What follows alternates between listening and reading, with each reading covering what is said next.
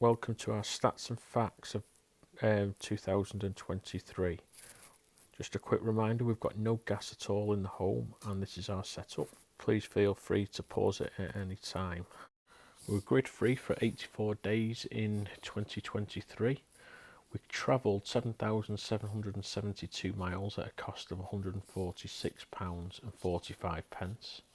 We imported 11,572 kilowatt hours.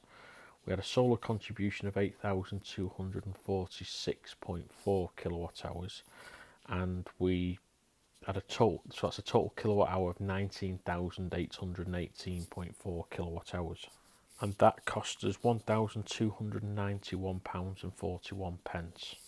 We did receive forfeit payments totaling £2,472.48. We've had some Octopus rewards and campaigns credits of £587.07. So that brings our balance up until the end of December 2023, or all 2023, of minus £1,768.14.